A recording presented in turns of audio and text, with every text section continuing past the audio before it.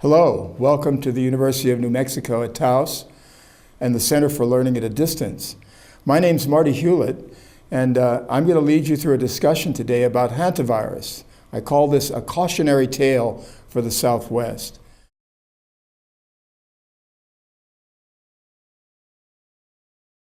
Let me just give you a little bit of my background so you'll know what I bring to this discussion.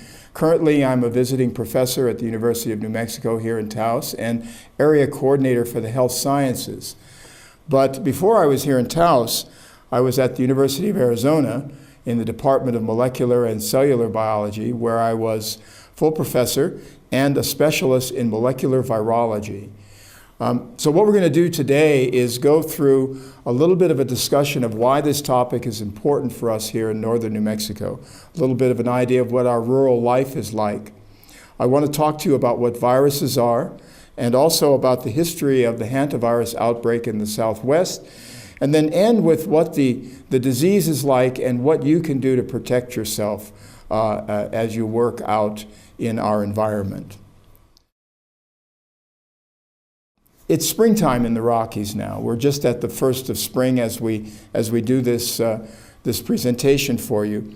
And so this is the time that we generally take to clean up, to come out of the winter and clean up the outbuildings and wood piles around where we live. And the issue that we confront is that as we go out into the area around our houses and where we live, we encounter the animals that live there also who are waking up from the winter sleep. We've all seen them. They're called deer mice, and we see them running around our garage, our outbuildings, in and out of the wood piles where we keep things. And these are the prime vectors of a virus that we call hantavirus. And that's the issue that I want to discuss with you today. What is that virus, what it does, where it comes from, and what you can do to protect yourself from the disease that it causes.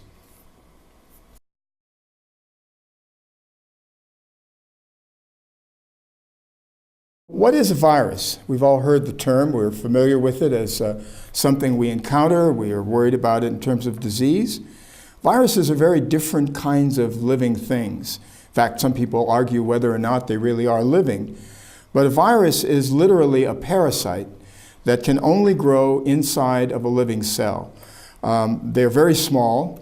In fact, they're so small that they can't even be seen with a regular microscope. It takes a very specialized instrument to see them. An instrument's called the electron microscope.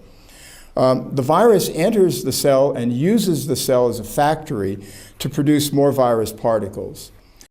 Viruses have been known since antiquity. There are images in Egyptian tombs of people with obvious viral diseases. There's a very special image of a young man with a withered foot, obviously suffering from an infection with poliovirus. But viruses weren't really known as part of the living world until the latter part of the 19th century, when they were discovered as the agents that cause a very special disease in tobacco plants, a disease called tobacco mosaic disease. They were discovered by a number of workers, a man in the Netherlands called Martinus Beijerinck, another in Russia, Dmitry Ivanovsky, and a man in Germany, Adolf Meyer. These were the three who first realized that this disease of tobacco plants was caused by something that was not bacterial, that was instead one of these very tiny, submicroscopic, really, particles that are not really living, that are parasites, rather, of the living tissue. They call them filterable infectious agents, meaning that the material could pass through a filter that would normally stop bacteria. So the virus was defined by size and recognized as such by the diseases that they caused when this filterable material would be put back into a plant, in this case, the tobacco plant. Now, most viruses are actually innocuous. We have literally thousands of them around us that don't cause any damage. It's the ones that do cause disease, however, that we know more about. The viruses can have all sorts of odd structures, from helical kinds of arrangements to structures that look very much like a soccer ball. They're called icosahedral viruses, to viruses that are contained inside of an envelope, a very flexible outer material called a membrane. The virus we're going to be interested in today, hantaviruses, are of that latter type, the kind that have a membrane around them and inside of it the material that makes the virus particle actually infectious. The hantaviruses have been known for only a short while in our history. They are members of a very large family called the Bunyividae. Most of the members of that family are actually vectored, that means carried, by insects. The hantaviruses, on the other hand, are actually carried by rodents, and like the deer mice that we're going to talk about in a minute. The original virus called hantavirus was discovered in Korea and is named for the Hantan River Valley in that country. And it was discovered when American soldiers were in Korea and were coming down with a disease called hemorrhagic fever. And the agent that caused that disease was discovered to be a virus that was present in the rat population in and around the Hantan River. And that became the prototype virus of this group, giving it the name hantaviruses. Until 1993, there were only 2 known viruses in the United States that were members of this group, and neither of them caused any kind of disease. They were innocuous viruses that were present on the East Coast. However, in 1993, something new occurred, and that was what we call the Southwest outbreak.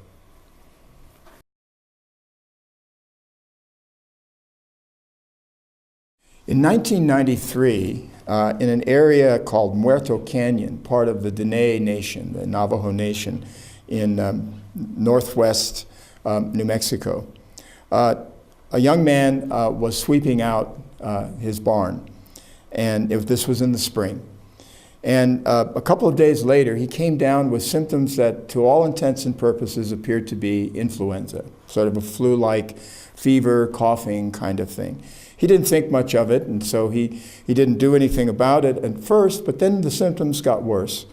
And so he was taken to the health clinic in Gallup, the Indian Health Service, and there his symptoms got much worse. His pulmonary edema, as it's called, the fluid in his lungs, got very severe, and he eventually passed away from the symptoms. It was actually at the funeral that was occurring a couple of days later that his girlfriend, who had been with him at his house, also came down with the same symptoms, and she very soon after died also. These were the first 2 cases of what became known as the Southwest outbreak of what we now know as hantavirus pulmonary syndrome.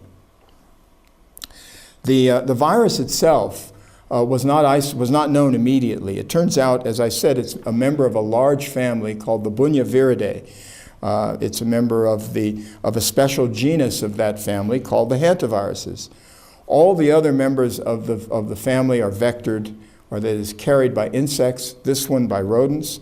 All the other members cause various different kinds of diseases.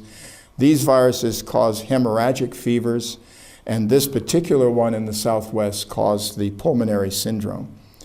There were viruses like this present all over the world, but not in this country. Most of the ones that were known originally were present in Asia and Europe. They're called the Old World hantaviruses. But in this country, until the outbreak in '93, virtually none were known. Now that we know about this virus in the United States and in other parts of the New World, we'll say, there are now many, many viruses that have been found throughout both North and South America that cause these kinds of diseases. But let's get back to the one in '93. As soon as the cases were reported to the Centers for Disease Control in Atlanta, they sent a team out to the Four Corners area to find out what this disease might be. And they had at their disposal enough tools to be able to identify it as a member of this family. Viruses are discovered in nature geographically like this, and virologists like myself often like to name the viruses after the location in which they're found. So the original proposal was to call this virus Four Corners virus. Now, at the time that this happened, it was getting a lot of press coverage, and people from the Navajo Nation were being thought of as kind of pariahs I remember down at the University of Arizona, where I was at the time, there were a group of students from Diné who were visiting for the summer and who were taking classes at Pima Community College. And they were being shunned as though they were infectious themselves. And so it was clear that this was going to be a public relations nightmare for the Diné people. So the Diné elders rejected the name Four Corners virus as being too specific for their nation. The virologist came up with Muerto Canyon virus, naming it after the location where the young man lived. The Diné elders also rejected that, saying that that again was part of their nation. So as a last resort, the Centers for Disease Control and Surveillance virologists called it sin nombre virus, no-name virus, and that's the name it retains today. The pathology was immediately understood as a pulmonary syndrome, and the question was, where did this virus come from? How did the young man get it?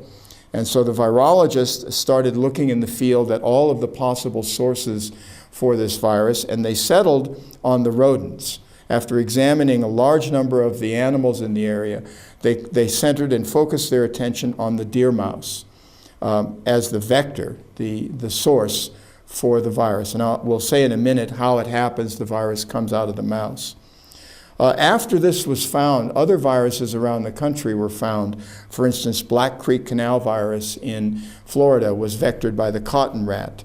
The Bayou virus in the southeast, vectored by the rice rat. And up in the northwest, a New York virus vectored by the white-footed mouse. All of these are agents of transmission of these viruses that cause this pulmonary syndrome.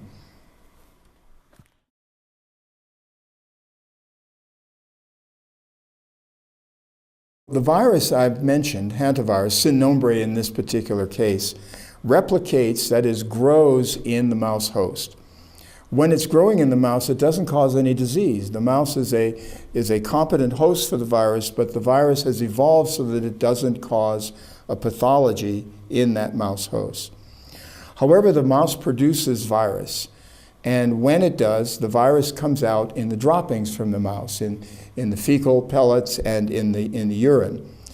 And the mouse, living in the outbuildings around us, then deposits that in what is the dust.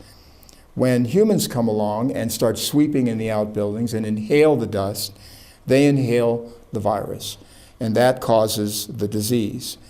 Now, why the sudden outbreak in 1993? Well, it turns out that 1993's spring followed a very mild winter that was very wet. And when that happens, the crop of food that the mice eat, in this case the pinon nuts, is increased. And therefore the population of mice increases as we come into the spring and summer. So there is an increase in contact with people and mice, and an increase in the number of mice that might be carrying the viruses.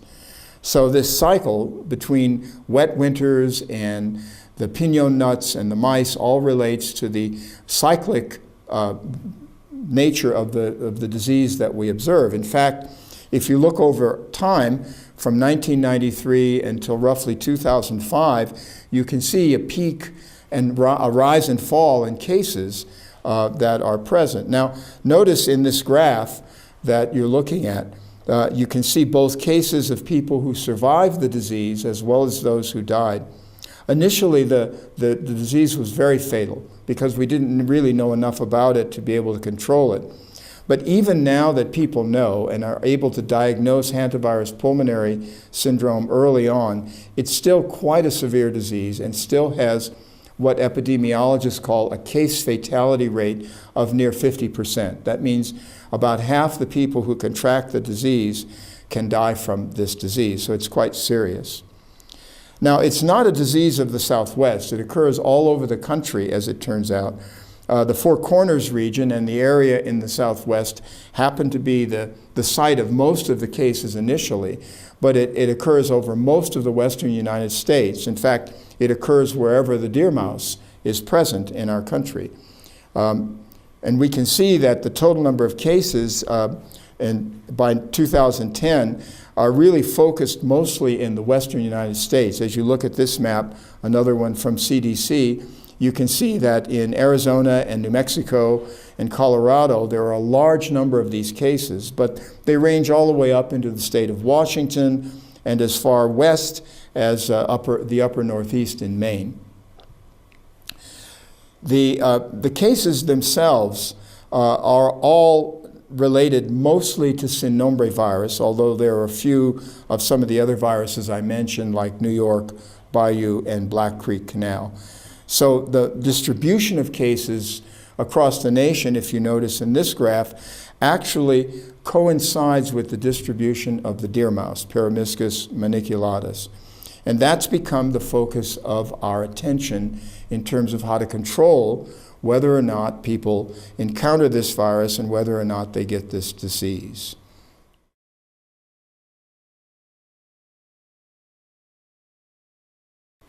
So let's talk a little bit about the clinical symptoms and signs of this disease. It is pulmonary at its heart. The most frequent kinds of symptoms that we see are fever, myalgia, which means the muscle pain, nausea and vomiting, and a cough. People can also experience a dizziness, an arthralgia, which is pain in the joints, shortness of breath, especially late in the disease as the lung infiltrates are building up, and sometimes even a sore throat or runny nose. Now, notice that a lot of the symptoms sound very much like what we experience when we have influenza or even a very bad cold. So this is the important part. People have to be aware that if they're having these symptoms and they think they've been exposed outside, that they need to get to a clinic or to a doctor, because the consequences of not treating this can be quite severe. And what we see in radiographic findings, when you take an x-ray of a person, is a rapid kind of infiltration of the lungs with fluid. That's why it's called hantavirus pulmonary syndrome. There is instead of any kind of other symptoms like in the kidneys where the other hantaviruses do their damage, this one does damage in the lungs by way of what's called a pleural infusion and a rapid filling of the lungs with liquid. In this series of slides that you can see now are taken over the course of 4 days. And notice the dates, May 27th, 1993. So these are actually radiographic images from those first patients that we mentioned at the outbreak. And you can see just in the course of the 4 days in this picture, this rapid progression of a filling of the lung cavity, the lung image with fluid as the edema progressed in the development of this disease. So it's a very severe syndrome that we need to be especially taking care about if we feel like any of us have these symptoms. As I said, with proper treatment, the survival rate is reasonable, even though it still has a relatively high mortality rate.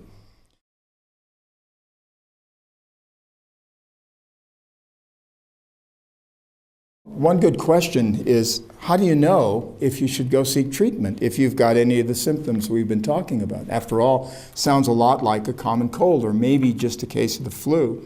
And we normally don't just run to the doctor's office for that. And the problem is that the symptoms we're talking about are exactly like that. There's nothing special here until it gets further into the condition when the lungs are beginning to fill up with fluid and it's really getting severe. So the answer is that if it is springtime and it is the Southwest, and you know you've been out sweeping the barn or sweeping the garage or out working in the woodpile, and you come down with these symptoms, better to err on the side of caution and go see a doctor or get to a clinic or an emergency room and at least ask somebody to look at it, because the only way it can actually be detected is by a blood test, by looking for the tracks of the virus in your system that say you've been infected by hantavirus rather than influenza.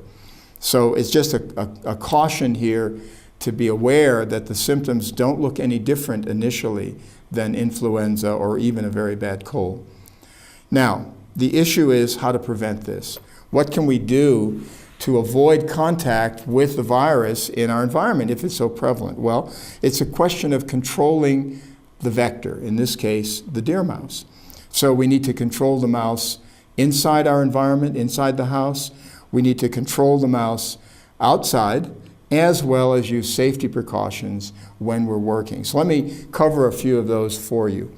What I mean by controlling the mouse inside is very often people wind up with deer mice in their house, in where they're living. And this can happen because they leave, for instance, food out in the house, dog food, pet food, and water out at night.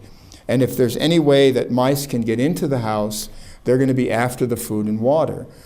So we need to be aware of that and make sure that, for instance, pet food is stored in closed containers. Pet dish is picked up and taken away if it's in a mudroom area. That dishes are not left out on counters or floors to attract rodents into the house. It's also important to try to fix the foundation of the house so that the mice can't get in. So clearing, for instance, brush and grass from being close to the house to give the mice a place to live. Sealing any holes that are around pipes that are going in and out of the house. So putting flashing around the pipes as they come into the house and the like. It's also important to trap in the house. So we'll come back to trapping in a minute and talk about having to pick up the mice after they are trapped. So putting the flashing around the pipes as they enter the house or any other conduits that go in is critical to keeping the mice out of the house. Now what about outside? The mice live outside. They live in our barns, they live in our wood piles, they live all around us. So it's important to try to reduce the number of nesting sites that they have that are close to your property.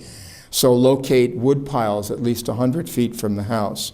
Eliminate junk and other things that are in the yard that might provide shelter for the mice too close to the house. We have to also think about food sources outside. So if we have animals outside, if we're feeding pets outside, or, for instance, livestock, then the animal food has to be kept in closed containers and not left out so that the mice are not attracted to that food.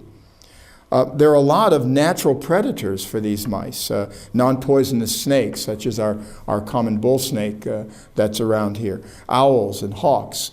These are the natural predators for these animals, and so they should be encouraged in the property. So I know I have a phobia for snakes, but I encourage the bull snakes that live on our property to stay there because they keep the mouse population down.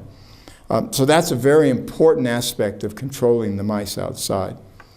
Now, given all of that, we still need to go outside and clean and work and do the things we do in the environment. So in this springtime and early summer, as we're doing that, it's very important to take precautions. So we wear gloves when we're working in the garage.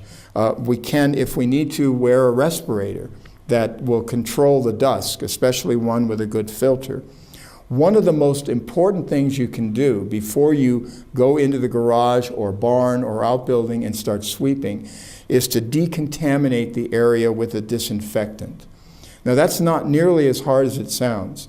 All you have to do is make a bottle with a sprayer on it and put in that bottle a 10% solution of bleach. That means 1 part of bleach and 9 parts of water mixed together, just common household bleach, and then spray all of the areas in the barn, especially any areas on around the edges where you're going to sweep. Let it sit for about 10 or 15 minutes and then go in and sweep. The bleach will inactivate the virus, and it's a very simple thing to do. This is also the case if you're trapping mice in the barn or in the garage or even in your house. Before you touch the mouse that's in the trap, you want to spray it with the solution of bleach to disinfect it, okay? So just keep that in mind as a safety precaution. It's very simple to do and very easy to forget to do under these conditions. So the bottom line here is to try to limit the contact with mice. Make sure that when you do contact these animals, you've taken the proper precautions, you're wearing gloves, or you're using the disinfectant that I talked about. Given all of those things, I think we can keep ourselves relatively safe from this kind of virus in the springs and summertime as we go out into the areas around our house. I'm not trying to panic everybody about this, but it is something to be aware about. to take precautions from, and with that, I think you can keep yourself safe from encountering hantavirus pulmonary syndrome.